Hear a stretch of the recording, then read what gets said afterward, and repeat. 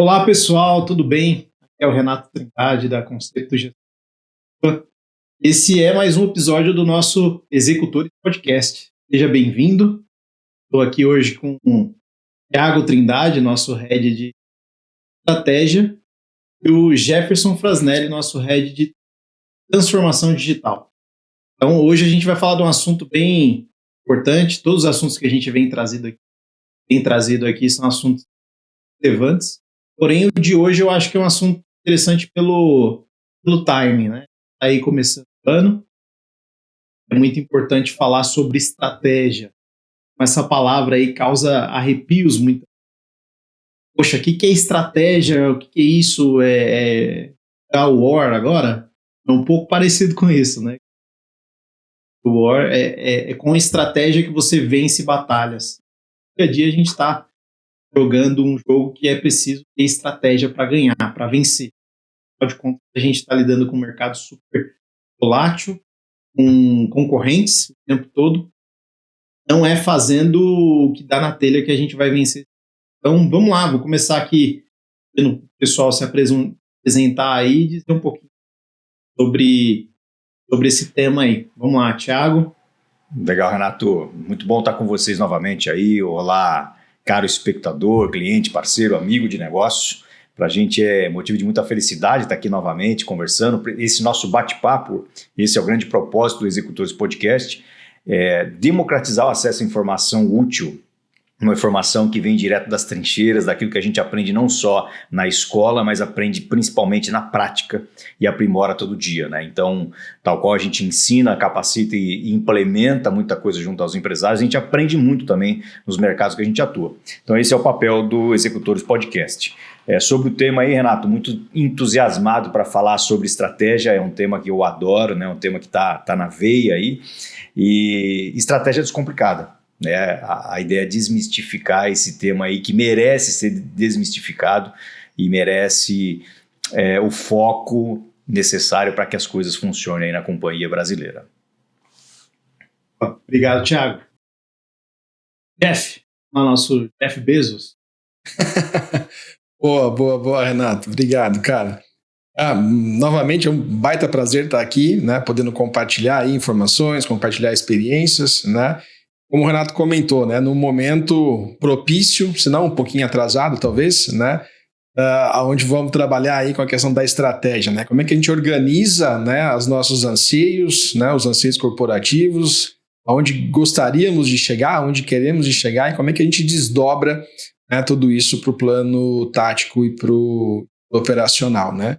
E aí, né, só de novo vou reforçando o que o Thiago colocou, né? Muitas vezes parece ciência de foguete, né? Algo, né, inatingível, complicado, né? E de fato não é, né? Com ferramentas, com processos, com métodos, com técnica, a gente consegue desdobrar isso de uma forma bem amigável, tranquila.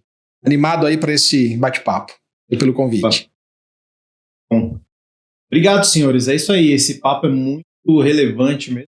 Quando a gente fala estratégia, não tem como não falar de guerra.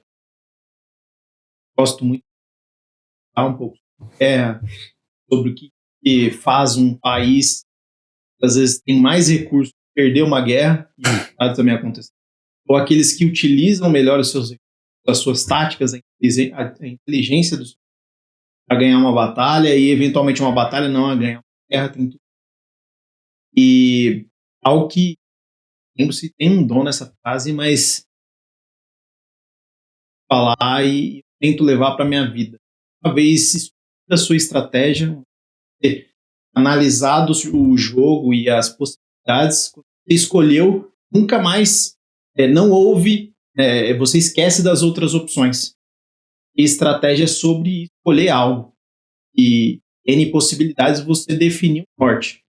Então, acho que é importante a gente começar falando um pouco disso, porque a gente vê bastante informação acontecendo o tempo todo, a gente sendo absorvido, né, por redes sociais, questão geopolítica também bastante acalorada, porém a estratégia é algo que a gente escolhe. Isso quer dizer que ela seja uma estratégia fixa, algo que seja imutável, porém é importante você escolher o seu caminho E queria começar por aí. A gente fala de estratégia. Para vocês, o que significa estratégia? Legal, Renato. Eu vou me permitir iniciar, Jeff. Claro, com certeza. E pegar alguns pontos aqui, fazer a ponte que o Renato trouxe. Para mim, estratégia é a arte de fazer escolhas, como você disse. E essa citação, não sei se foi exatamente essa, mas eu li em Napoleão Hill, acho que as 16 Leis do Triunfo, ele traz o relato de um general de guerra, salvo engano foi nisso aí, e aí ele fala que a maneira desse general de guerra da Primeira Guerra Mundial ou da Segunda de tomar decisão era justamente isso, cara. Eu tenho A e B, tenho todas as condições de contorno, ou todas a gente nunca vai ter, na verdade. Eu tenho diversas condições de contorno na mesa, eu sou municiado pelo meu time, mas eu sou general, eu tomo a decisão final. Minerva, votos Minerva é meu.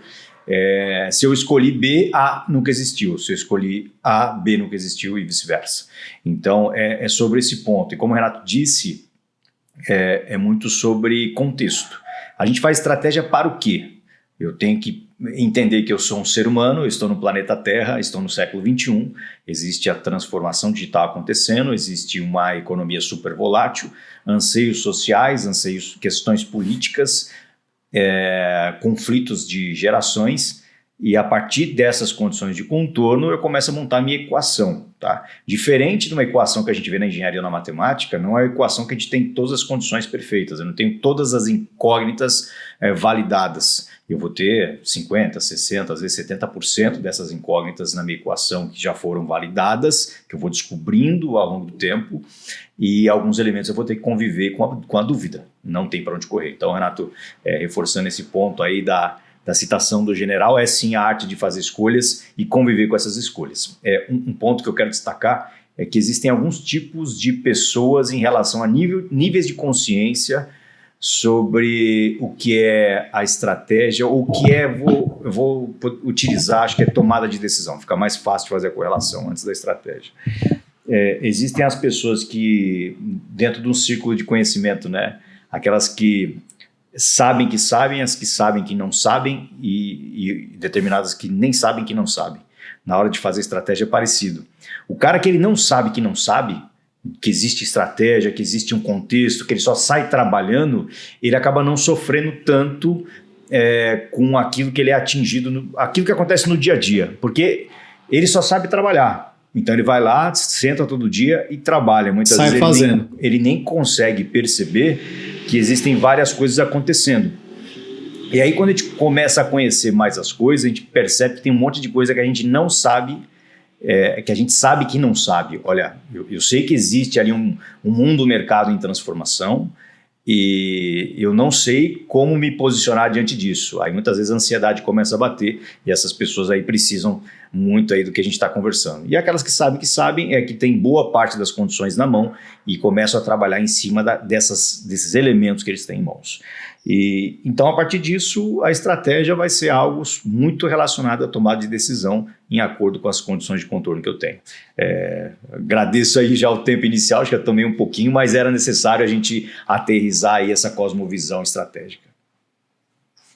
Boa, Thiago. Perfeito. Boa, cara. Bom, só completando, é isso, né? Acho que a estratégia aí, ela vem como um conjunto de hipóteses, né? Que a gente acredita que com elas possamos vencer o jogo, né? Superar os obstáculos, superar os desafios lá, né?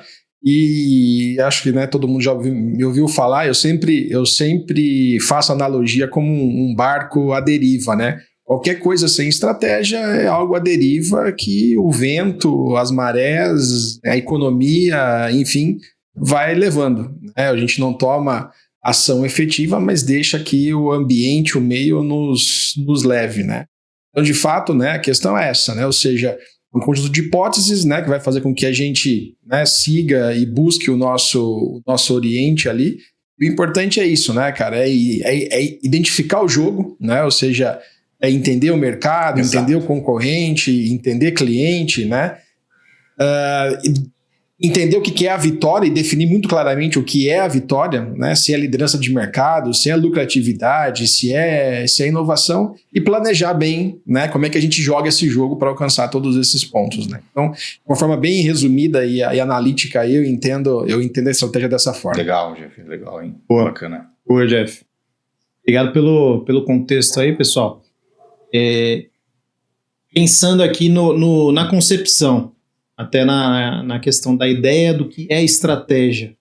A gente utilizou aqui o exemplo do militar, eu vou deixar vocês comentarem um pouco aqui, mas no meu entendimento é algo que hoje é muito difundido, a gente não associa tanto ao militarismo mais, né? Porque a gente vê em jogos, por exemplo, futebol, você tem que ter uma estratégia e você tem que conhecer muito bem o seu adversário, suas fortalezas, fraquezas, como você vai utilizar o seu time. A gente ouve falar de estratégia também em qualquer outro esporte, seja o tênis, seja ali Fórmula 1, dependendo do carro que você tem. Estava inclusive assistindo o documentário do Senna, né? Tá em alta esse documentário aí, bem legal, não consegui terminar. Mas ele entrou na Toleman, salvo engano, primeira equipe, e não necessariamente, na verdade, ele não tinha o melhor carro, ele tinha o pior carro. Ele conseguiu, com o pior carro, fazer um resultado extraordinário. Não ganhou o campeonato, mas venceu o jogo que ele poderia... Ele chegou no esbarro, né, de onde ele poderia jogar com as condições que ele tinha. E aí, com esse pano de fundo, o que vocês entendem sobre de onde surgiu a estratégia e por que ela é importante hoje há muito tempo, na verdade, né, no mundo dos negócios? De onde veio esse trabalhar estratégico? Qual a origem e por que é relevante a gente estar falando disso? Legal, Renato. Eu entendo que o ser humano nunca soube trabalhar bem com aquilo que é subjetivo, com a incerteza. Eu acho que é uma questão humana, né, de construção. Então, acho que sempre que possível a humanidade vai avançando, as sociedades vão avançando, e a gente vai buscando caminhos para poder tangibilizar a nossa vida, e aí muito da nossa vida passa pela construção dessa vida em sociedade, seja em família, através de um ecossistema maior, um bairro, uma comunidade, uma sociedade.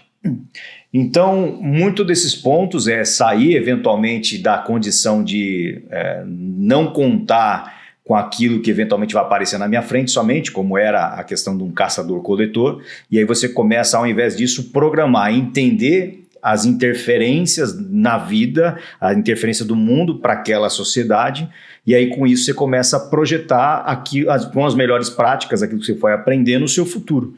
Então, para mim, estratégia já com certeza começou lá atrás, com as primeiras sociedades, no sentido de entender o universo ao redor e com os insumos que se tinha em mãos, o que eu vou fazer para que a vida continue andando conforme o curso que a gente entende que é o melhor curso para essa vida e para essa sociedade. Então, eu entendo que nasce nas primeiras sociedades e vai ganhando um nível de sofisticação conforme as coisas vão avançando. A gente passa por uma fase de construções lineares, né? Você pega uma Idade Média, você tem várias gerações que vivem o mesmo contexto. Você pode ter nascido no século XIII ou no século XV, vai ser tudo muito parecido, né? Eventualmente, o século XV é um pouco diferente porque você vai ter o Renascimento, né? Mas antes disso, provavelmente, século XI, século XII, século XIII, não muda muito.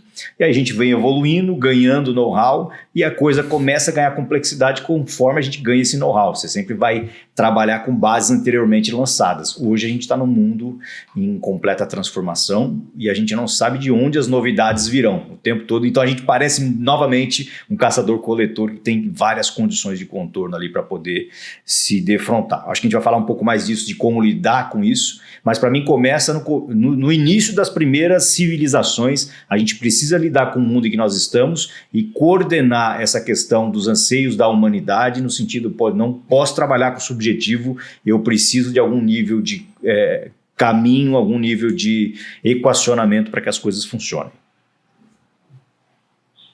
Boa. E aí assim, né, isso se amplia de novo, a gente já comentou, né, mas se amplia no ambiente de guerra, né, porque se você analisar a palavra, né, a estratégia, de fato ela vem ali do grego, né, e aí significa arte do general, né, liderança de exército, então está muito ligado, né, a etimologia da palavra está muito ligado de fato à questão da guerra, né. E os registros antigos, né? Então, Sun Tzu, né? Lá na Arte da Guerra, quando a gente pega Alexandre o Grande, né? Maquiavel com o Príncipe. Então, enfim, A gente sempre vem, né, ouvindo isso baseado, né, no que é a guerra, né, no que é a conquista, nos conhecer o nosso adversário, né, e que ações tomar para que aquela batalha seja vencida, né, ou aquele momento seja conquistado, né. Então vem muito desses pontos, né. E aí com Revolução Industrial, né, tudo isso sendo adaptado para a questão, né, das empresas, da tecnologia, né, da produção, né. E aí, como o Thiago comentou, isso vem se adaptando para o mundo contemporâneo hoje, né, de acordo com os desafios, com os novos desafios, né? Não temos, pelo menos por aqui, né, não temos tantas guerras assim, tá? Então a estratégia fica muito, de fato, ao que buscar, como buscar, seja no mundo corporativo, no esporte, como comentaram, tá? Então acho que vem muito nesse sentido. Legal, Jeff. E cara, somando aí, dando fluidez continuando nesse mesmo ponto, é interessante a gente perceber que quando a gente fala de contexto de guerra, fica muito mais claro que a gente choca, né? Qualquer civilização, sociedade fica muito chocada com a situação de guerra. Quando você fala de uma estratégia empresarial, governamental, eventualmente está por trás dos bastidores e ninguém está enxergando. Quando você fala de guerra, aquilo está muito claro, todo mundo é muito visceral. Claro. Então, tanto quem é do mundo militar ou a própria civilização, a comunidade civil de forma geral, consegue perceber as nuances de tudo acontecendo, que todo mundo está vendo aquilo acontecer, né? Então, acho que quando a gente fala de guerra, então já é esse primeiro ponto de onde tudo se deriva e fica muito claro como as peças se encaixam. Então, numa guerra você tem objetivos claros e definidos. Alguém quer chegar a algum lugar ou defender alguma coisa. Alguém quer avançar, ou você tem alguma tática de defesa por conta de algum medo, ou você tem alguma tática de ambição no qual você quer conquistar algo. Eu acho que é daí que parte muito o porquê da estratégia, de onde ela vem e o que fazer. Então eu tenho o objetivo definido, tá? Legal. A partir do objetivo definido, qual é a distância entre o objetivo definido, onde eu quero chegar e onde eu estou? E a partir disso você vai entender que caminhos eu vou trilhar para alcançar esse objetivo definido, sair de A para B. A estratégia vai se desenhar muito entre esses dois pontos. Acho que outro ponto fundamental também é que existem dois elementos muito importantes na hora de falar de estratégia. Um é a estratégia em si, que é uma tese de vitória, a gente chama de uma estratégia para ganhar. É a tese de vitória. Então, eu me entendo enquanto ator, enquanto uma companhia ou enquanto um time de futebol, como vocês bem disseram, e de acordo com o ambiente em que eu estou, qual é a tese para eu ganhar dentro dessas condições, dentro desse ambiente em que eu estou? A tese é XYZ por conta de eu ser bom nisso, ser bom naquilo, ser frágil nisso ou naquilo outro, ou entendimento dos competidores ou necessidades daquele ecossistema. Essa é a tese de vitória, né? Aí existe o plano estratégico, que é o desdobramento disso, que a gente vai falar mais à frente, eu entendo, pessoal. E aí o plano, sim, é o que eu vou fazer, como é que eu vou desdobrar tudo isso para que essa tese de vitória se concretize, tá? Então, eu acho que isso é bem legal aí de a gente trazer. E até antes de aterrizar isso no plano, né, Thiago, como você comentou, nós temos a tese aí, né, que define de fato uma premissa inicial de como é que nós vamos vencer, né, de como é que se vence aquela batalha que se quer vencer. Mas temos também que analisar, obviamente, antes do plano, né, quais são os argumentos contrários, né, os desafios que podem surgir durante essa jornada, né, durante essa empreitada ali, e a síntese, né, ou seja, o que dá o equilíbrio, né, o contraponto entre esses, né, a tese e a antítese, ou seja, cria-se uma abordagem mais robusta ali e realista para conseguir atingir aquele objetivo. E no final do dia, Jefferson, Renato e quem nos ouve, é muito sobre discussão, né? A gente vê tese, antítese e síntese quando você vai fazer, por exemplo, um material científico, né? Você precisa sabatinar aquilo, estratégia é muito parecido, mas falando de simplificação, democratização do tema, é muito sobre discussão, pessoal. Estratégia não se faz sozinho, né? É lógico que você pode ter um ator, um cabeça para, como você tem em qualquer, exatamente, em qualquer iniciativa, você tem que ter alguém que responda, que organize as informações, que faça uma puxada, mas é muito mais sobre trazer uma espinha dorsal e discussão com pessoas capazes, e aí eu acho que essa discussão é muito importante com quem discutir. Eu entendo sim, que temos que ter competências distintas na mesa. É isso que, quando a gente fala de boas práticas, você tem várias competências distintas, com visões distintas, mas um ponto em comum: o objetivo de colaborar em prol de um objetivo maior. Esse é o ponto muito importante, porque não adianta também ter pessoas distintas na mesa que não estão a fim de colaborar, ou eles não têm algum nível de, eu posso dizer, de track record, de lastro de conhecimento para poder cooperar. Então acho que é isso, conhecimentos distintos, mas todo mundo trabalhando para um objetivo principal definido, ou seja, todo mundo está aqui para ganhar, independente se a gente vai ter discussão ou não, porque a discussão ali acontece para que um bem maior aconteça. Então, acho que esse ponto é muito importante também na hora de a gente falar dessa tese, antítese e síntese estratégica. Resumindo, seria discussão sobre um tema e as condições de contorno que a gente tem, com atores diferentes, mas rumando para um objetivo definido comum. Perfeito, cara. Eu acho que eu entendo que é a premissa aí do plano estratégico, né? Ou seja, todo mundo entender para onde é que nós estamos indo, né? A partir daí, então, desenhar o que, o porquê, né? E aí o como e quando, né? Boa, senhores, vamos lá. Já que o título é Descomplicar, vamos trazer para a mesa um cenário de um empreendedor que tem sua empresa aí há mais de 10 anos, nunca trabalhou com estratégia, e ele saiu fazendo. A empresa foi crescendo, ele trabalha no vendas de peças ou de automação para a indústria. Por onde ele deveria começar? Ou, geralmente, qual é o problema? Porque eu entendo que, só recapitulando aqui, não ter a estratégia não necessariamente é um problema em si. Mas, geralmente, quando você chega no esbarro e não conhecendo o que é estratégia, você tem alguns problemas ali e você consegue identificar que são sintomas e você não tem um norte muito bem definido.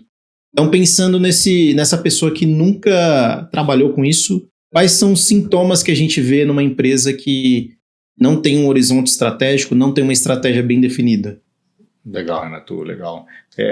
Geralmente, uma empresa que nasce, ela tem praticamente zero estratégia. Você tem muita vontade, você tem provavelmente alguma demanda na frente e com isso você vai ofertar aquilo que você sabe fazer, né? Seja você do mercado B2B, B2C, eu sou um engenheiro que trabalha com automação e vou começar a prestar serviço, porque eu estou vendo uma demanda e minhas competências se encaixam ali. Então, só o trabalho de oferta, demanda, o livre mercado já vai puxar muito esse empresário. Conforme ele cresce, qual que é o grande problema de não ter estratégia e trabalhando, por mais que esse cara eventualmente está crescendo de forma orgânica? É não ter parâmetro. Quando eu não tenho parâmetro, eu não sei de onde eu estou vindo e para onde eu estou indo. Isso significa que eu posso estar deixando muita oportunidade e muito dinheiro na mesa. Esse é o grande ponto, né? A gente estava falando sobre esses dias, né, Renato? Sobre os dinheiros que existem. É o dinheiro que você não conquistou, o dinheiro que você perdeu e o dinheiro que você deixou na mesa. É muito disso. Então, tem muita oportunidade da mesa e talvez naquele momento que você está vivendo, você está numa janela muito especial de mercado, uma janela muito importante enquanto bases lançadas pela própria empresa, mas como você está míope e não enxerga ao seu redor, você está deixando muita oportunidade na mesa. E talvez aquela janela pode passar e nunca mais voltar. Por conta do ponto de você nem saber que aquilo existe, nem saber o que está acontecendo ao seu redor, no mundo de forma geral, a oportunidade passa como um cavalo selado e talvez ele não volte mais, né? E aí tem aquele outro ponto também que é importante, né? Que o melhor momento para se plantar uma árvore foi há 20 anos atrás, o segundo melhor momento é agora, né? Então, qual é o melhor momento de fazer estratégia? Fazer agora. Fazer agora de que jeito? Com aquilo que eu posso fazer, com aquilo que eu tenho em mãos, né? Esse vai ser um ponto importante. Então, sobre esses sintomas e como é que a gente encontra as empresas, geralmente é isso. A empresa ela vem crescendo organicamente e no começo da empresa, já que o mercado ele costuma ser amplo, você não se preocupa tanto assim com a concorrência, tanto assim com o seu market share, porque você é tão pequeno que conforme você vai trabalhando, você vai conquistando naturalmente esse mercado, né? Mas quem disse que crescer 15% ao ano é bom? Em cima do quê? 20%, 50%? Quem disse que é bom ou ruim? Qual é o parâmetro da concorrência? Qual é o parâmetro de mercado? Eu poderia...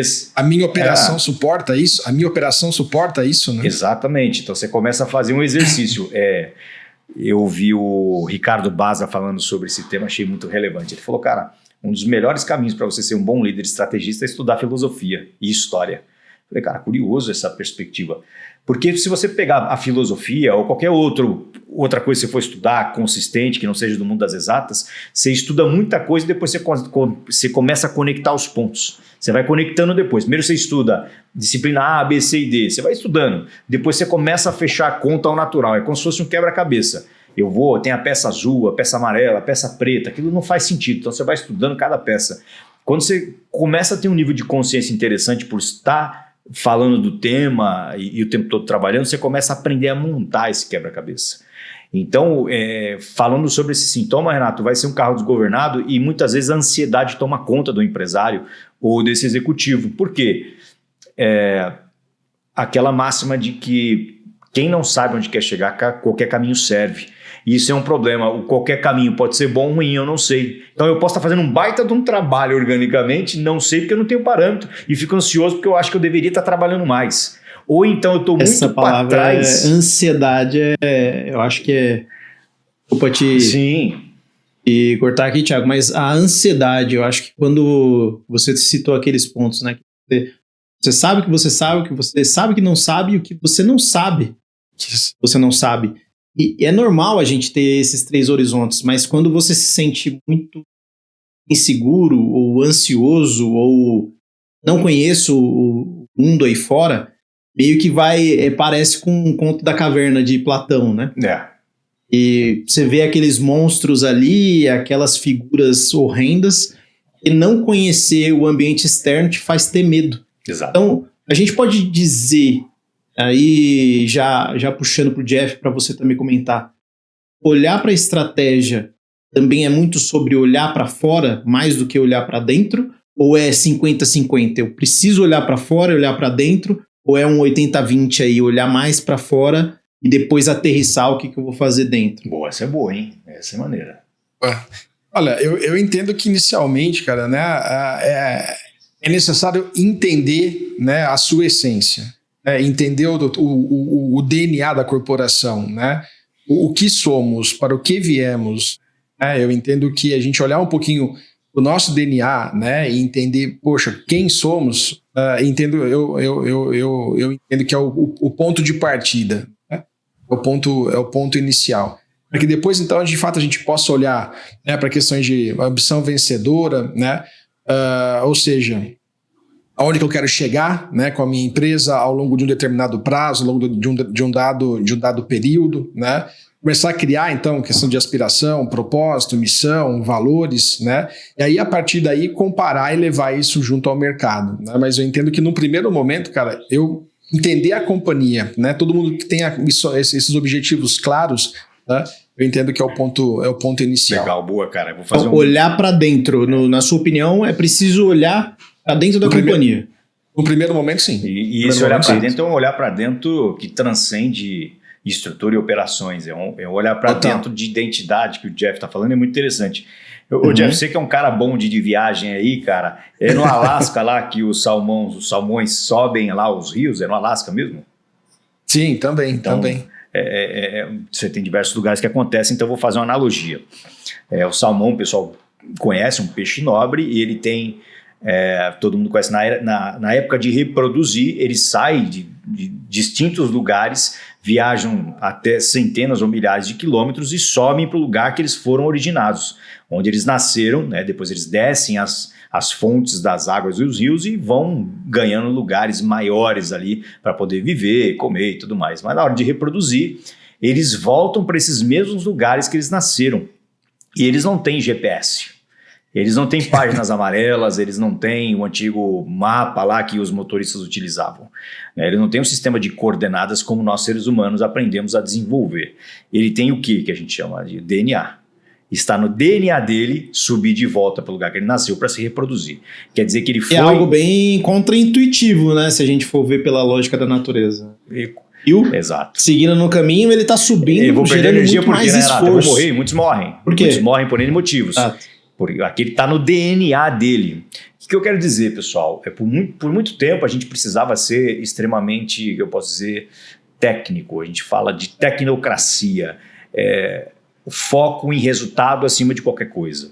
Eu acho que a gente viveu muito isso por muito tempo, mas hoje a gente chega num patamar de negócios maduros, no qual, se a gente não tiver uma real identidade, a gente não vai conseguir sobreviver. E por quê, Thiago? Por alguns pontos importantes. Se eu não souber quem eu sou, eu não vou pagar o preço que eu tenho que pagar, assim como um cara que sabe quem ele é vai pagar. Se eu tenho um DNA, por exemplo, de corredor maratonista, eu sei que eu tenho biotipo para isso, e eu conheço sobre isso, um cara que resolve correr comigo e ele não tem o biotipo adequado, ele não tem a capacitação e ele está inseguro sobre a atuação dele, ele nunca vai competir comigo. Nunca vai competir comigo. Então, quando o Jefferson fala sobre olhar para dentro, fazendo essa correlação do salmão que sobe ali, os rios, as cachoeiras, é muito sobre eu saber quem nós somos enquanto pessoa, e está muito associado aos donos, tá, pessoal? Aos principais executivos, até os próprios CEOs de empresas privadas ali, que não, eventualmente são empresas de capital aberto. Está muito conectado às principais lideranças da companhia. E aí isso vai se desdobrar para o DNA da companhia, de quem ela é. Então você tem que entrar e jogar um jogo no qual você tem a satisfação e sabe que você tem pré-requisitos, know-how, e você consegue navegar naquele determinado mundo, naquele determinado universo. Ah, mas fulano de tal está trabalhando com A, B, C ou D, porque aquela empresa, aquele negócio está fazendo X. Dando muito dinheiro, né, Thiago? A gente ouve, a bola da vez agora é essa aqui, ó. Exato, tá dando muita grana. Exatamente, Renato, exatamente é sobre isso. Então tem que tomar cuidado para não cair em modismos. Eu não quero dizer com isso que você não tem que adotar boas práticas. Eu não posso, eu tenho que estar no digital? Sim, mas no digital eu tenho que estar como? Como é que eu tenho que estar na internet, cara? Eventualmente você tem que ser muito mais institucional e educar o seu público, diferente de alguém que tem que vender no e-commerce. Então você tem que entender o seu DNA e o seu core para taticamente depois você construir o que você vai fazer com essas N ferramentas presentes. Então eu fecho com o Jefferson, entendendo filosoficamente quem eu sou. Cara, não precisa fazer muita coisa, tem que estudar filosofia, estratégia, MBA para isso não, cara. Olha para aquilo que você gosta de fazer. Por que eu montei minha empresa? Por que meu pai, meu tio, meu avô, o sócio, eu montei a companhia? O que a gente gosta de fazer? O que se eu tivesse que acordar todo santo dia e não precisasse de grana, faria, por exemplo? Essas são as empresas competitivas. O que move o ponteiro da companhia e da pessoa, porque por trás de qualquer CNPJ nós temos CPFs com muita ambição, muita paixão e muita vontade. Então a gente volta novamente para o ser humano, tá? A gente volta para o ser humano, essa correspondência dentro do DNA. Acho que esse é o primeiro ponto, Renato. É maior, ele está dentro de uma cosmovisão de quem o dono, a principal liderança e a companhia tem no DNA. A partir disso, aí a gente tem caminho para poder trabalhar. Perfeito. Eu vou comentar sobre algo que eu escutei esses dias do Joel J, né? Ele falando que o César Cielo, acredito com 16 anos, bateu ele, e uma vez, na verdade, ele conseguiu vencer o César, mas que eu acho que ele já estava na liga profissional há mais de 10 anos. E aquele garoto de 16 anos, ele já tinha todos os pré-requisitos para um bom nadador. Olha isso. Ele era alto, tinha uma altura que fazia diferença milesimalmente ali no tempo, faz muita diferença a sua altura. Era um cara leve, era um cara que nadava muito bem a explosão, né? O jogo da velocidade. Então ele não entrou, por exemplo, em longas distâncias. Então ele já entrou jogando onde ele jogava melhor, que é um jogo de explosão. E ali com 13, 14, 15 anos, o pessoal já falava, cara, esse cara é brilhante. Esse cara aqui, ele vai longe. E foi um dos, salvo engano, o único medalhista de ouro da natação brasileira. Exatamente. Foi treinando e aprimorando aquilo que ele já era bom. Ou seja, olhou para dentro, o que vocês trouxeram bastante aqui, entendeu o DNA e aprimorou isso. Agora, olhando para o outro lado, quando a gente fala sobre estratégia, por que e quando eu olho para fora, para o mercado, para o cliente, para os mercados, quando que eu vou, após quais etapas que eu posso ir para o mercado para entender e complementar essa estratégia? Legal, Renato. Eu vou devolver a pergunta aí para você que é um especialista em usinagem, além de tantas outras coisas que você já viveu. Explica para o pessoal o que é o zero máquina lá, ou zero peça lá, para a gente poder usinar. Acho que é um ponto de vista interessante para a gente falar o porquê de olhar para o mercado. Aqui, inclusive, Thiago, eu vou fazer a propaganda do meu carrinho. Isso. Fala um pouco da história, cara. Você tem essa cara de novinho aí, mas já tem história já. Pois é, esse carrinho aí ele já é maior de idade, hein? Maior de idade. Só pra ver o tempo que levou. 2 anos pra fazer esse cara aqui. E foi um processo todo de usinagem de aço, né? Falando de máquinas CNC, que são as máquinas de comando numérico computadorizado, a gente tem a origem. O zero máquina também a gente pode falar de origem, que é qual é a referência que a máquina tem de onde ela está no XYZ, que são os eixos que ela trabalha, onde ela está no centro da máquina. Perfeito. E aí qualquer referência que você vai dar depois é partindo do zero máquina, ou seja, eu vou colocar os nossos clientes aí que trabalham com usinagem vão falar, pô, isso aí é básico, né?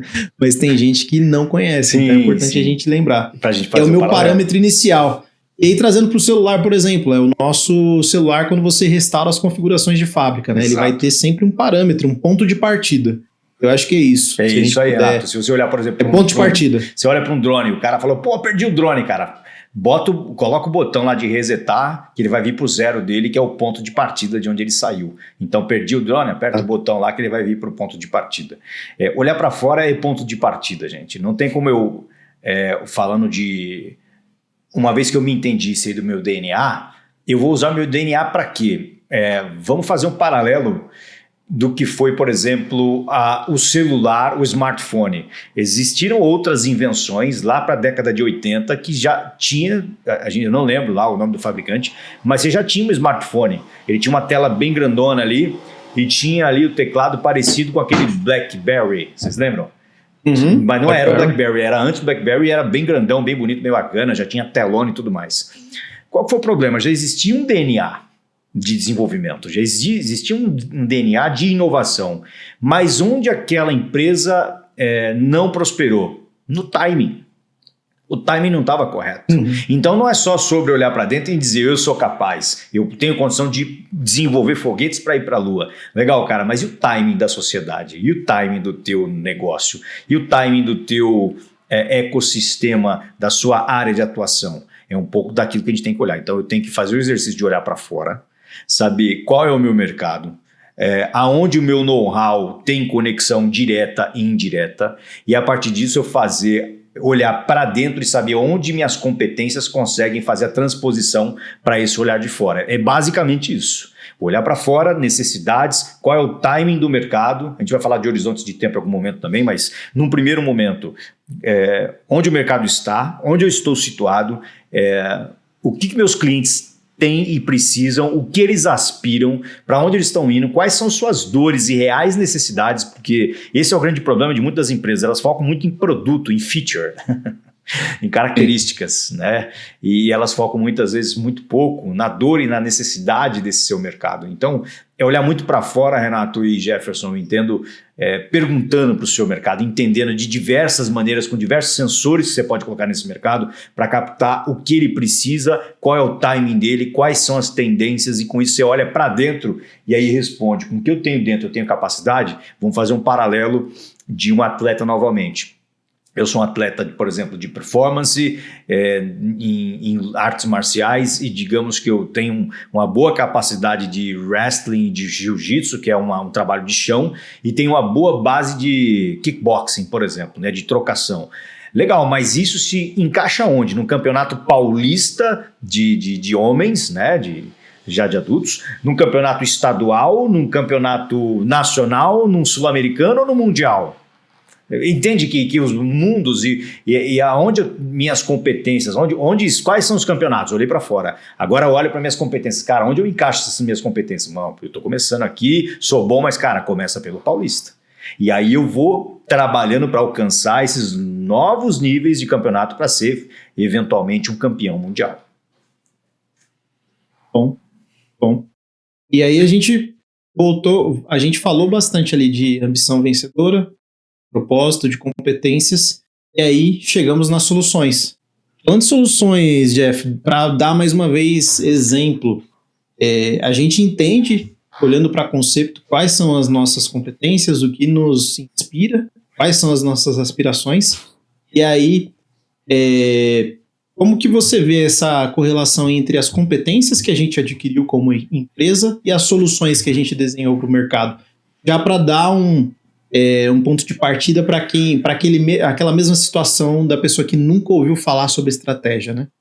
Eu tenho essa competência aqui, como que eu posso endereçar isso em soluções? Beleza, Renato. Acho que é uma provocação, né, bastante pertinente e interessante, né? Aterrizar isso, vamos dizer assim, né, para o campo da prática. Então, acho que a gente, no início ali, a gente fomenta muito exato essa discussão com os nossos parceiros de negócio, né? Missão, propósito, visão, valores, olhar para dentro da companhia, né? E que de fato nos permite criar, né, toda essa visão, né, essa visão estratégica, né, do que e do porquê. Mas eu acho que a grande sacada está em, de fato, conseguir aterrizar isso no como, né, e no quando, através efetivamente do plano estratégico, né? Ou seja, conseguir construir um plano estratégico coerente, né, conciso, né? E aí a gente usa muito aí, né, o Thiago, né, usa muito esses temas no dia a dia, né, que são os OKRs, né? A partir deles, né, conseguimos desdobrar, então, a partir da visão, da estratégia, como é que a gente desdobra isso para o plano tático e operacional, né, no dia a dia, as ações efetivas, né? Daí definindo marcos, né, definindo os recursos, definindo prazos, definindo os riscos, como é que a gente mitiga todas essas ações, tá? Então o OKR, por exemplo, nos ajuda muito no dia a dia a aterrizar aquilo que o fato precisa fazer. E aí jogando para um plano de gestão de projeto as iniciativas, né? E aí, ou seja, trabalhando toda essa questão da gestão. O BSC também ajuda bastante, né, que é o Balanced Scorecard, né? Para que, junto com esses planos, nós consigamos aterrizar de fato o que a estratégia trabalha. Então, a gente vê, né, muito no dia a dia, no início do projeto, a gente entender, né, toda a estratégia e, a partir daí, aterrizar em ações. Bom, eu, particularmente, quando o meu contato com estratégia foi ali no meu estágio, já tinha ouvido falar, inclusive, sobre o BSC, acho que foi muito ali na década de 2000, 2010, né, até antes, na verdade, mas falando do meu universo de carreira. Mas quando eu entrei no estágio e tinha essa abordagem da filosofia Lean, a gente falava muito sobre o desdobramento estratégico. O que é o desdobramento estratégico? E algo que eu falo muito, eu acho que faz sentido quando a gente vai levar para a nossa audiência, é que não adianta, como consultoria, a gente só falar o que precisa ser feito. As pessoas precisam entender o porquê. Por que eu estou fazendo aquilo? Então, falando de estratégia, eu vejo que é um grande desafio também a gente desdobrar a estratégia para as áreas, para ela entender a correlação entre o trabalho do dia a dia dela e como esse trabalho do dia a dia sendo bem feito, ele vai conseguir colaborar para a entrega da estratégia. E aí, entrando no próximo ponto que a gente anotou aqui, eu tenho uma curiosidade, inclusive. A gente anotou aqui sobre o Stockdale, né, que é o paradoxo de Stockdale. Sim. E esse paradoxo, Thiago? Legal. O que acontece? Qual é esse fenômeno? Legal, Renato, legal. Eu aprendi sobre esse paradoxo, essa história, numa literatura importante aí para quem gosta de negócio, que é Empresas Feitas para Vencer, do Jim Collins. O Jim Collins é reconhecido hoje como, digamos que o novo Peter Drucker, né? Meio que assumiu esse cajado aí de um grande estrategista, uma grande figura de administração e estratégia. E aí, dentro dessa obra seminal, podemos dizer assim, uma obra muito bacana, ele fala muito sobre mentalidade. Que um dos pontos para a gente prosperar um negócio, a gente tem que ser disciplinado e disciplinar especialmente a nossa mentalidade. E aí, quando ele fala de disciplina na mentalidade, eu ter muito claro onde eu quero chegar e uma fé inabalável de que eu vou alcançar isso, né? Uma aspiração muito clara de onde eu quero chegar, mas eu trazer para perto de mim, ficar muito claro, a verdade nua e crua, a verdade tal qual ela é. E onde é que aparece o Stockdale? O Stockdale foi um almirante durante a Guerra do Vietnã, Estados Unidos e Vietnã, e ele foi capturado em determinado momento da guerra, ele ficou por 8 anos preso. Durante esses 8 anos ele foi flagelado por muito tempo. Ele foi torturado por muito tempo, por muitas vezes. E aí ele foi preso, não foi somente ele tinha vários companheiros de cela, e ele falou que ano após ano ele via esses companheiros de cela morrendo, na maioria das vezes por desistir da vida. Eles ficavam muito magros, né, muito debilitados, não se alimentavam direito, lugar escuro, lugar cheio de doenças. E ele falou que a maioria das pessoas acabavam morrendo ao longo do tempo, principalmente pela depressão, por desistir da vida. Por quê? Você imagina alguém que ficou 8 anos preso, né? Ele falou que tinha uma convicção muito grande no coração dele, de que ele sairia vivo e de que aquilo serviria muito para a vida dele, para aquilo que ele faria no futuro. Então ele tinha essa convicção de que ele iria sair. Mas ele não colocava as expectativas de que ele sairia amanhã ou na semana que vem, de que aquilo seria realmente duro, que aquilo realmente seria difícil. Ao contrário das outras pessoas que muitas vezes eles colocavam no coração, por exemplo, olha, mês que vem é Páscoa, eles vão nos libertar. A Páscoa acontecia e não libertavam. Opa, vai ser Natal, eles vão libertar a gente. O Natal acontecia e não libertavam. As pessoas então geravam expectativas vãs que não poderiam ser alcançadas de curto prazo e que por não serem alcançadas eles desanimavam e pagavam com a própria vida. Então o Stockdale desenvolveu essa mentalidade no sentido de, olha, eu tenho convicção de que tudo vai dar certo, mas que a verdade nua e crua vai ser duro, vai ser difícil, eu vou ter que suportar. Com isso ele fala depois, vocês podem dar um Google aí, Stockdale, né, de que vocês vão ver que ele, a partir disso, quando ele foi liberto, ele usou isso para ensinar. Ele falou que a vida dele foi transformada e que ele não abriria mão dessa experiência, porque a partir disso ele impactou muitas pessoas. Ele aprendeu a ser um ser humano muito diferente a partir da dificuldade. Então o que a gente pode dizer, Renato? A gente pode ter então uma aspiração vencedora muito grande, conhecer o nosso DNA, estabelecer uma visão de médio prazo, aonde eu quero chegar. Em 3 anos serei essa companhia e alcançarei tais números, tais metas, mas eu tenho que ter clareza que, além de tudo isso, além do desdobramento, além de OKRs, além de trazer isso para o dia a dia na prática, que a gente vai falar mais sobre, né, para tangibilizar, eu tenho que ter claro que vai doer, de que não vai ser fácil. Digamos que eu estou saindo de uma postura sedentária para correr a maratona de São Silvestre no final do ano. Não vai ser gostosinho.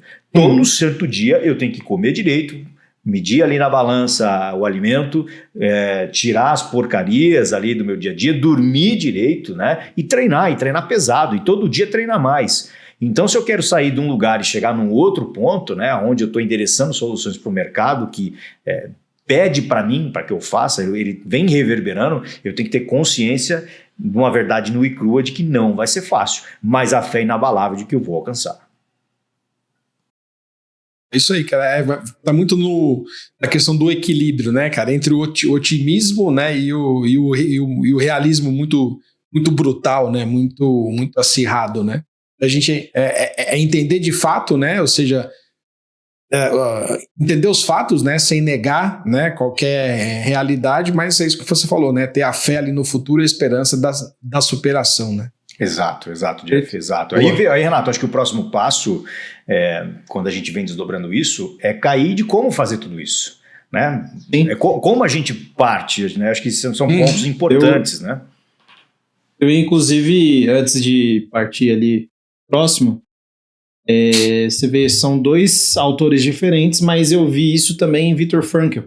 A gente fala ali da logoterapia ou tem um livro que chama Em Busca de Sentido, né, que ele fala muito sobre isso, um cenário onde ele foi um médico psiquiatra, foi internado, não, ele foi exilado num campo de concentração, e ele via muitas pessoas que tinham essa esperança no vai acontecer agora. Poxa, tá chegando dezembro, dia 24 de dezembro, Natal, vai rolar, o pessoal vai soltar a gente. Quando isso não acontecia, muitos deles se entregavam.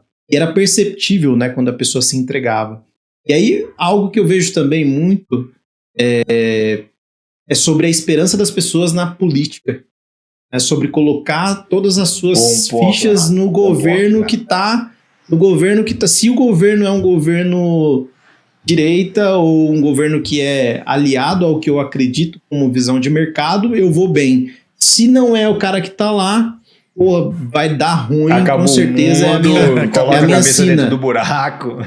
Exato. E a gente vê, parafraseando aí, Flávio Augusto. O cara Nosso grande Da Silva aí, né? Um dos Da Silva que não sei se todos conhecem, mas a gente pode inclusive deixar aqui alguma citação dele. Ele fez bilhão, saiu do nada, se tornou um bilionário, cresceu ano após ano e viu plano Collor, viu ali passar... Direita, esquerda... Exato, crise ali de 2008, que veio a marolinha aqui para o Brasil, né? Depois os governos que a gente teve, vários desafios ali, principalmente falando de Dilma II, né? Que o Brasil travou, mas ainda assim continuou crescendo. E aí, dando os pontos, é muito importante a gente conhecer esse cenário. E como conhecer de fato esse cenário e sair de algo que eu penso ou eu acho que para fatos e dados? Qual é o caminho para a gente entender onde a gente está? Quais são qual é o tabuleiro, né? Como Legal. O tabuleiro se dá e onde eu estou jogando. Isso é interessante, Renato. Eu partiria como a gente faz em qualquer lugar, cara. Começar pela nossa casa. Se eu estou com fome, o que eu deveria fazer? Eu estou com fome e não sei fazer muita coisa. O que eu tenho que fazer? O que vocês acham? Cara, depende, dá uma olhada na geladeira primeiro, né? Opa, eu vou olhar pro básico, né? Não vou buscar o champignon, não vou buscar lá, pôr um Cabernet Sauvignon lá em determinado lugar, para aí eu pensar nas velas que eu vou colocar. Não, cara, eu tô com fome, eu vou olhar pra geladeira, pra despensa, fazer meu arroz com feijão, com a minha carne, meu bife frito e uma bela salada. Começa pelo básico. Se tiver um ovo também, eventualmente aí vai ter mais fácil. Bifinho a cavalo, né? Bifinho a cavalo vai muito bem aí. É isso, começa pelo básico. O que começa pelo básico, Thiago? Eu nunca fiz estratégia. Eu faço de forma muito incipiente. Vamos colocar em prática isso que a gente falou até agora. É um roadmapzinho aqui, meu DNA, qual é a minha ambição vencedora, eu tenho predisposição para quê, aonde eu quero chegar, o que o mercado está me demandando, quais são as condições de contorno, quais são os concorrentes como parâmetro, olhar muito o meu mercado, suas necessidades, que produtos que eu tenho, que eu posso ofertar num primeiro momento. Então a gente começa pelo básico. E aí esse básico tanto eu trazer o máximo de informações de fora de mercado, quanto olhar para dentro também e entender meus números. Sem números não tem gestão, sem dados não tem gestão, pessoal. Vai ser tudo eu acho. E em que nível, Thiago? Poxa, se eu não tenho... eu para ter os números agora eu preciso implementar um RP, que vai levar geralmente, pessoal, pelo menos 2 anos, tá? Infelizmente não vai ser nada muito rápido quando você fala de tecnologia num RP que é muito parrudo. 2 anos para estar em velocidade de cruzeiro. Eu vou esperar os 2 anos para poder fazer a lição de casa? Não vou. Eu vou pegar os números que eu tenho, meu faturamento, eu vou entender para quem que eu vendi, para quem eu deixei de vender, quem está na base, quem deixou de estar, como são meus processos de vendas. Aí eu vou olhar a empresa como um todo, né, de cima para baixo. Elementos financeiros, operacionais, de vendas, de pessoas. Com tudo isso a gente vai montar aí o nosso quebra-cabeça. Eu vou trazer um monte de peça para a mesa que fazem parte de metade do quebra-cabeça de fora, a outra metade de dentro. E aí o que a gente faz geralmente no quebra-cabeça? Começa a separar peças por grupos, né? Opa, aqui tem uma parte mais preta e escura, eu vou separando na direita, aqui é mais azul, eu separo mais na esquerda, aqui é mais base de branco com cinza, está mais no centro, vou separando esses elementos e vou entendendo esses elementos como eles se remontam. Né? Ou seja, entendendo tudo que é relacionado a canais de aquisição da companhia, marketing, networking, vendas, e-commerce, aqui está uma caixinha, financeiro, contas a pagar, a receber, controladoria, modelagem financeira, fiscal, impostos, você para que também entende esse cara, agora vem para pessoas, agora entende operações, os números. E aí, através disso, quando eu comecei a já fazer meus conjuntos, digamos assim, a gente vai começando a montar esse quebra-cabeça aos poucos, tá? Ou seja, o que é montar, Thiago? Entender o meu negócio, do ponto de vista de olhar para fora, quem são os meus clientes, onde eu posso vender mais, qual o tamanho desse mercado, o que ele está consumindo, o que ele está pedindo, trazer a nível de informações. E a mesma coisa, como o Jefferson disse anteriormente, eu olhar para as minhas capacidades, que parte muito das minhas informações internas. Com isso, aí a gente começa, né? Quando a gente concepto vai, por exemplo, trabalhar com algum cliente, com algum parceiro, é isso que a gente vai olhar e fazer para poder entender aquele negócio. Entender e fazer passar um raio-x, é isso que o empresário deveria fazer também. Thiago, antes de passar para o Jefferson também, e fica à vontade também, Jefferson, tá? Essa questão, porque eu sempre vi esse exemplo, que geralmente as pessoas gostam muito de ficar ali no operacional. Quando se fala de estratégia, é bonito, todo mundo gosta, todo mundo acha legal falar, poxa, eu quero ir para o estratégico, mas quando a gente começa de fato a entrar, eventualmente vem ali uma fuga, não quero fazer, uma dificuldade. Por que as pessoas costumam fugir, ou os líderes costumam fugir geralmente de conversas de estratégia? Sim. Acontece. Cara, eu acho que parte do ponto de onde geralmente essas pessoas vêm. A maioria de nós, quando vai montar um negócio, vem de baixo, vem da base. Você tem que você mesmo entregar, você mesmo fazer mão na massa para poder fazer a faturamento acontecer. Então a operação é muito mais palatável, muito mais tangível. Eu consigo fabricar uma peça, fabricar um produto, prestar um serviço, está aqui o meu dinheiro no bolso. Então é muito claro. Então as condições de contorno são muito mais simples de entender. A equação é uma equação de simples aritmética, de mais ou menos ali. Ó. Eu fiz, ganhei, não fiz, não ganhei. Quando você vai para planejar e aí fazer estratégia, e deve ganhar níveis de sofisticação conforme a empresa cresce e conforme ela se expande para o mercado, isso deve ser feito na base, claro, o básico, que alguém está faturando, sei lá, 200 mil reais ano, ou alguém que é muito grande faturando 500 milhões, 1 bi, independente. Tem que fazer, mas com níveis de sofisticação diferentes. Qual que é o problema da estratégia? Problema não, oportunidade. É um jogo diferente. Se a operação é um futebol que eu estou jogando no dia a dia, defendendo ali, sendo um zagueirão, sendo o primeiro volante, batendo bola para todo lado, não deixa a bola entrar, a estratégia vai estar muito mais dentro do que seria o golfe. O golfe eu tenho que entender o terreno, o vento, a temperatura, o peso da bola, qual é o taco certo, e tacada a tacada eu tenho que me conduzir a pontuar mais e ganhar terreno, né? E por quê? Justamente a fuga que você comentou, despende energia, eu tenho que pensar muito mais, tem muito mais condições de contorno, muito mais questões não conhecidas que eu vou ter que explorar, e ao explorar eu saio da minha segurança, eu entro um pouco na subjetividade e tenho que entrar no modo de caçador, de procurar, de caçar, de entender, de aterrissar, de montar conjuntos. Eu já fiz o paralelo, né? Nós todos somos engenheiros, e eu como engenheiro de produto, que fui eu sou engenheiro mecânico de formação e trabalhei como engenheiro de produto. Como é que a gente desenvolvia produtos? Você trabalhava máquinas, equipamentos grandes e complexos. A gente trabalhava no nível entendia qual era o equipamento. E aí as equipes trabalhavam no nível dos subconjuntos e no nível das peças. Depois eu saía montando peça, subconjuntos e máquina. E aí eu tinha tudo. Então, esse exercício de zoom out, que é o todo, que é a máquina, e o zoom in, que é a peça, e até o nível da produção e manufatura dessa peça, é algo que a gente vai ver na estratégia. Onde está o estrategista e o C-level, o diretor executivo, o dono. Ele tem que estar no nível da máquina, olhando todo. E aí seus projetistas, desenhistas, seu pessoal de manufatura e operação vai olhar sobre conjunto, vai olhar peças, por exemplo. Então, só fazendo uma brincadeira aí, uma analogia para a gente entender. O problema é um novo jogo. É um jogo interessantíssimo, tá, pessoal? Depois que a gente aprende ele, sim, é um jogo maravilhoso. É muito gostoso de jogar porque você aprende demais. É muito sobre se permitir um jogo novo. Então, o empresário, o executivo, não se permite um jogo novo, que vai ser muito bom para ele, para a companhia dele. Mas eu tenho que abrir mão dessa mentalidade de zoom in e entrar na mentalidade de zoom out. Aplicar um esforço grande no início, né? Ou seja, nós somos programados a economizar energia, né? Então, ou seja, tem que despender uma energia grande, de fato, no primeiro momento, para sair da inércia, né? Entrar em movimento. E às vezes, né, questão de continuar fazendo no operacional vem muito pela recompensa, né? E as memórias que são criadas a partir daquilo, né? Poxa, eu gosto de fazer, sei fazer, né? E às vezes essas recompensas são, né, acabam nos sabotando, né? Então esse movimento intencional, de fato, ele é necessário, ou seja, parar, né, pensar e pôr esforço num outro, né? E de fato, num primeiro momento, como o Thiago comentou, é um esforço colossal, né? Porque é novo, né? Não se conhece muito, né? É gostoso fazer aquilo que a gente conhece bem, né? Então, ter esse incômodo, né? Ou seja, aquilo que a gente comentou lá no início, né? Vai doer, né? Não vai ser legal no primeiro momento, mas a partir dali que a coisa engrena, né? Ou seja, aí o processo fica muito mais fácil. Boa, muito bom, pessoal. Com todo esse pano de fundo aqui que a gente veio discutindo, com todos os desafios e a importância que a gente entendeu sobre fazer estratégia, e agora ir para o como, né?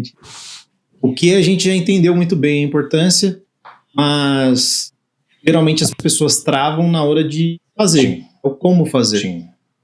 Na visão de vocês, qual seria o passo a passo para construir a estratégia, né? O plano estratégico? Tem até um ponto. O que é esse plano? O que é isso? Como que a gente tangibiliza isso? Legal, interessantíssimo, Renato. Eu estava deixando passar, mas vou convidar já os amigos que estão nos ouvindo a curtir esse episódio, compartilhar se está fazendo sentido para você, salvar para em outros momentos você voltar como repositório técnico e também nos indique aí o que você quer ouvir, como entender, como detalhar até Perfeito. muito disso que a gente está falando aqui, vai ser legal, tá? O ponto de vista aí de quem está colaborando, nos assistindo, vendo, vai ser muito bom para essa participação. E por que eu estou falando isso? A gente também está preparando um link aqui, você pode pedir nos nossos contatos, ali no próprio YouTube ou através dos nossos contatos. A gente tem um kit aí de plano estratégico, né, desdobramento estratégico, chamado OKRs, e a gente pode compartilhar tanto um material, uma planilha, um vídeo, um repositório técnico, para que você comece a desenhar também a sua estratégia e ter um 2025 campeão. Tá? Deixado o recado, o como fazer. Primeiro, você precisa trabalhar a sua mentalidade para poder investir um tempo nesse tema, entender que esse tema é estratégico, né? A estratégia simplificada, desmistificada, né, descomplicada, tem que ser incorporada como um tempo estratégico para você, ou seja, algo que é importante. Se você não assimilar isso como algo importante, nada mais vai acontecer. Esse é o primeiro ponto. Segundo, se permitir. Terceiro, a gente precisa estipular tempo para poder fazer isso. No começo, você precisa pelo menos um meio período por semana aí, sentar e começar a entender esses pontos que a gente comentou, de olhar para fora, olhar para dentro, entender o meu DNA, começar a puxar informações, montar um time, tá? Uma equipe multidisciplinar aí de 4, 6 pessoas, tá? Pessoas de confiança que podem ser atores internos ou externos da companhia e que têm condição de ter visões diferentes da companhia, tá? Digamos que quando eu monto estratégia, pense num tapete persa bastante grande, né? Se eu estou olhando numa ponta, eventualmente na outra eu não estou enxergando, então eu preciso de diferentes pontos de vista para entender aquele mapa ou aquele tapete de forma global. Então é fundamental um time multidisciplinar, pode ser interno ou externo, que tenha a condição de trabalhar a verdade nua e crua, e você tem que permitir, criar um ambiente para que eles tragam essa verdade, os pontos de vista, as informações, para a gente começar a colaborar. O que é muito fundamental, uma vez que eu entendi meu DNA, que está muito... Aí vocês podem estudar um pouco mais sobre propósito, pode estudar Simon Sinek no Comece Pelo Porquê, entender um pouco mais de propósito, tem muito vídeo, muito material ali no TEDx, ali no TED, para você poder ouvir e entender essa questão do DNA da companhia. A gente pode deixar, inclusive, as referências aí no... Isso, né? Perfeito. Boa. Desses vídeos. Ótimo, vamos fazer isso. Já vamos tomar nota aqui para deixar para o pessoal esses links, vai ser muito legal. Mas tem muito material disponível sobre isso. Você tem que entender o seu DNA. Já tem muitas respostas que eu tenho certeza estão na sua cabeça. Mas você começa a escrever. Tome nota, escreva, entenda e comece a compartilhar essa visão do seu propósito de companhia, que impacto que você quer gerar para outras pessoas. O que a gente não pode abrir mão como segundo passo? É visão. Visão é um divisor de águas, porque eu começo a tangibilizar e eu começo a dar parâmetros sobre para onde eu estou indo. Visão não é sobre um retrato bonito na parede, não é sobre um quadro bonito que a gente fixa e mostra para os clientes porque eu tenho um sistema de gestão da qualidade. Visão é sobre onde eu estou indo, para onde eu estou indo, onde eu quero chegar. Né? Então, o que a gente recomenda para uma empresa nacional de médio porte para grande porte? Não precisa estabelecer mais do que 5 anos, mais do que 3 anos, perdão. 3 anos geralmente é o suficiente, porque o mundo é tão volátil hoje que se você coloca muito no longo prazo, vai se descolar muito de uma realidade possível daqui a um tempo. Daqui 6 meses muita coisa mudou. Então, 3 anos eu faço um compromisso público comigo, com as pessoas ao meu redor, com o meu mercado, com os meus clientes de onde eu estou indo. Qual é o meu destino final? Olha, eu quero chegar aqui. Então, por exemplo, nós estamos trabalhando para sermos um dos principais players nacional, uma determinada empresa, no fornecimento de XPTO, trabalho, produto ou serviço. Legal, é um objetivo qualitativo. Mas é quantitativo, significa, por exemplo, 50 milhões de faturamento, 100 milhões de faturamento, em quais mercados, em quais regiões, com que portfólio de produto, né? Ou com que margem de contribuição. Eu vou delineando, a gente fala de tríade, é muito bacana. É um objetivo, né? Claro que essa visão para 3 anos e 3 principais métricas que vão me guiar rumo a esse destino, tá? Então esse é o primeiro ponto. Isso tem que estar muito claro, internalizado. E aí depois vem o desdobramento disso, pessoal, que a gente trabalhar, com o Jefferson trouxe, os OKRs. OKRs é um framework de trabalho, um modelo operacional de trabalho para que a gente tire a estratégia do papel e coloque isso no dia a dia. O OKRs vem de objetivos e resultados-chave, né? Objectives and Key Results, e a gente tem objetivos para um ano. Em um ano eu vou buscar esses objetivos com esses indicadores, 2 objetivos estratégicos, mais 2, 3 indicadores para cada objetivo.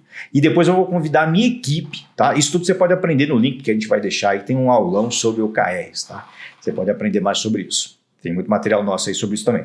E aí muito você vai convidar o seu time, os gestores de área, para comporem cada um na sua área ali, os OKRs táticos que a gente vai rodar em ciclos trimestrais. Com isso, a gente vai até um nível do que eu faço na semana para poder fazer o ponteiro mexer no plano tático, que vai fazer com que eu fique mais perto do que é estratégico, dos objetivos estratégicos, que é para ano, e depois que isso acontecer e está caminhando, eu estou mais perto da minha visão corporativa. Gente, não é ciência de foguete.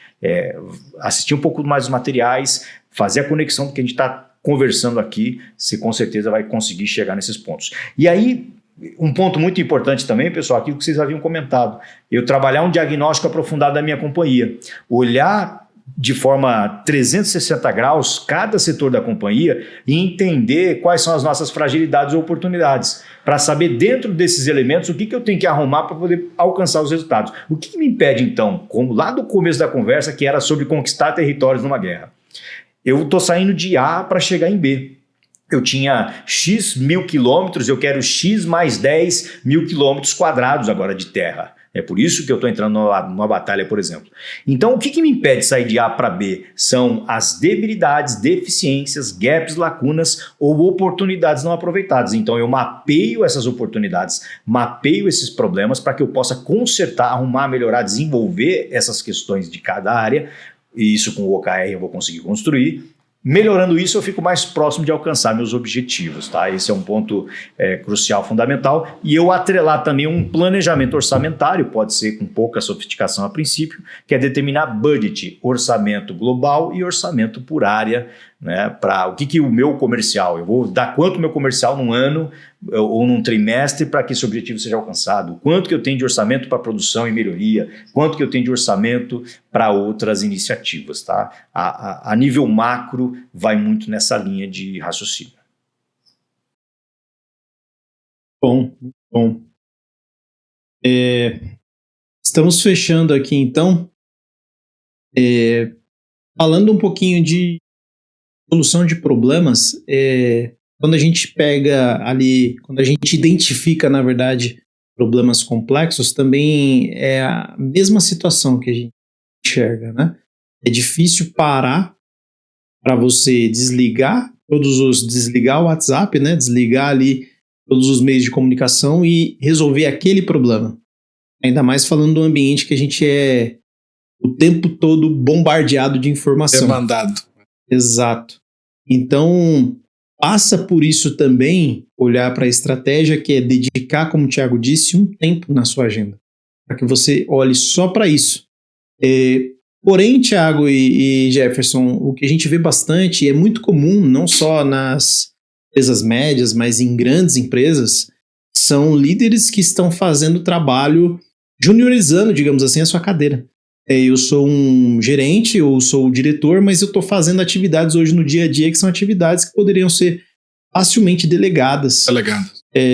Então passa também, e aí queria entender de vocês, tempo, como obter tempo, abrir espaço na minha agenda para trazer a estratégia. Porque uma das grandes desculpas que a gente pode nos dar, e são as justificativas honestas, é que a gente não tem tempo. Mas se a gente não olhar a estratégia, o concorrente está olhando para a estratégia, ele vai ganhar o jogo. Como que a gente pode trabalhar a nossa agenda para que a gente tenha tempo e que a gente garanta que esses eventos, né, esses rituais de gestão, eles aconteçam? Acho que assim, né? Pode fazer um exercício bem simples no nosso dia a dia, né? Pega um meio período, né? Ou de repente, poxa, essa manhã eu vou me dedicar a fazer tal coisa, né? E vamos começar a notar, de fato, né? De tempo em tempo, o que eu estou fazendo dentro daquele período. Né? A gente vai ver que na atividade fim, no foco, eu gastei muito menos tempo do que eu imaginei que de fato eu gastaria. Né? Porque justamente pelo que o Renato comentou, nós somos demandados toda hora, né? É informação toda hora, é telefone, é celular, é WhatsApp, é e-mail. Tá? Então a gente está fazendo muito mais coisas do que de fato nós nos propusemos a fazer e desviando qual é o foco. Né? Eu já fiz esse exercício há um tempo atrás, a gente se espanta. Né? O quanto de fato eu me dediquei àquilo que eu tinha como propósito. Né? Então é você de fato conseguir fazer uma gestão de agenda onde, poxa, eu vou me blindar naquele período. Né? Vou colocar o celular em modo não perturbe, vou avisar que eu não vou atender ninguém, né? A não ser que seja algo... Né? Mas de fato fazer uma gestão da minha agenda, né?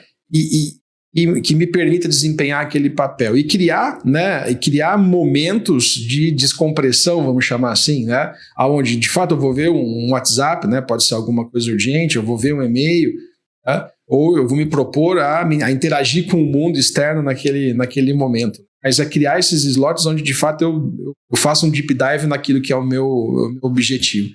É gestão da agenda pura, mas conseguir tomar cuidado com esses momentos de distração. Total, Jeff. E eu adiciono com o seguinte ponto: qualquer empreendimento para se colocar de pé é muita energia para que isso aconteça. Não é querendo colocar de um patamar no qual ele está em um novo nível que eu vou fazer diferente. Eu vou precisar colocar energia.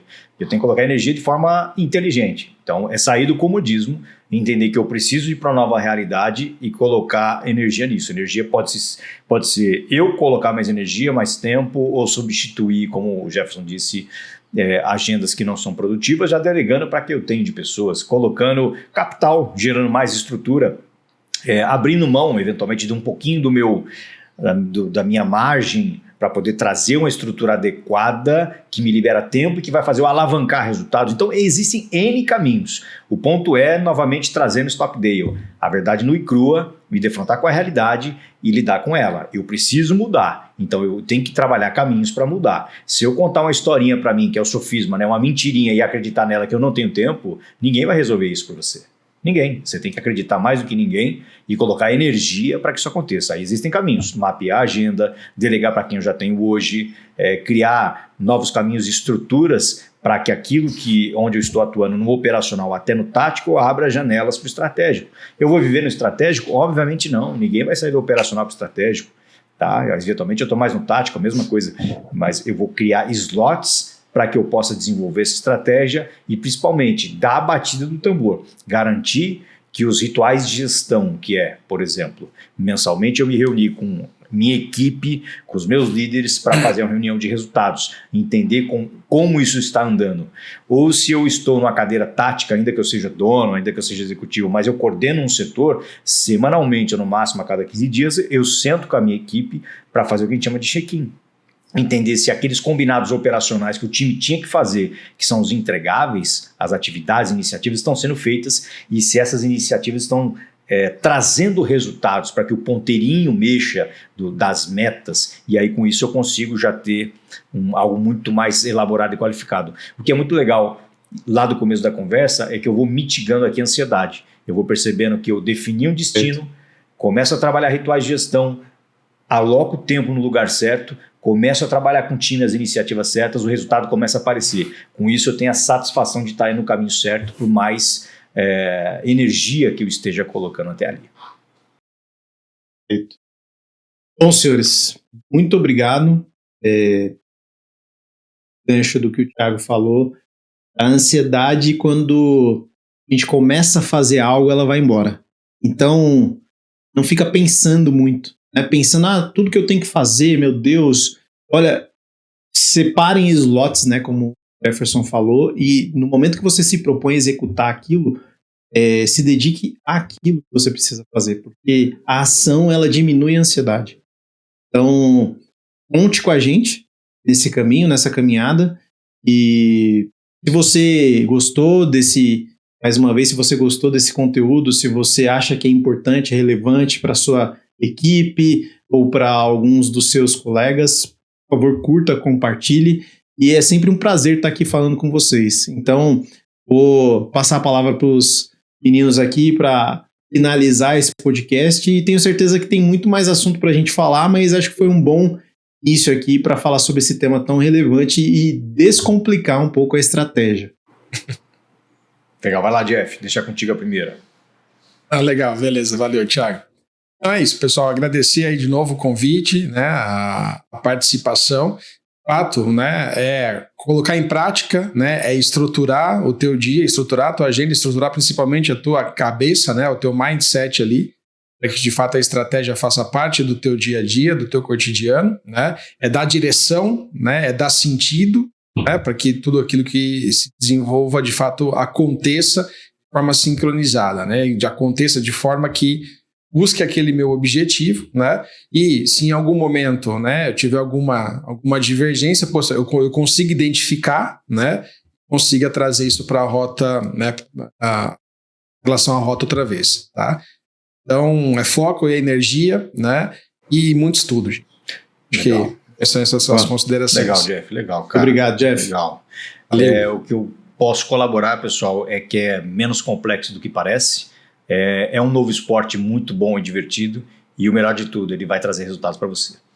Esse é o ponto-chave, tá? Não é, a gente brinca aí com a analogia do esporte, das questões que a gente tem prazer em fazer, mas ele vai gerar resultado. E eu tenho certeza que você, como empresário, quer resultado no seu dia a dia. Então pratique, pessoal. Pratique, escute esse podcast, escute outros materiais. A gente vai deixar alguns links úteis para que você possa absorver e já começar a praticar. Nós também estamos aqui à disposição para conversar mais a respeito com você, fazer um diagnóstico da tua operação, entender o teu contexto, o teu momento. Como a maioria de vocês sabem que já nos ouvem, somos uma casa de gestão e tecnologia. Nosso compromisso é com a transformação, com a performance, com a prosperidade do negócio nacional, que é o seu negócio. Você que é um herói aí por estar empreendendo aí para o Brasil. Tá? Então a gente vai estar sempre à disposição para fazer um diagnóstico da tua operação, entender o teu momento e saber aí dar indicadores, caminhos para que você possa seguir e melhorar o teu caminho, a tua jornada. Tá? Então um prazer muito grande falar com vocês também, Renato. Obrigado pela oportunidade de fazer a puxada aí como host. É um tema muito especial e que merece total atenção do empresário nacional para que ele prospere a nossa nação. Esse é o único caminho.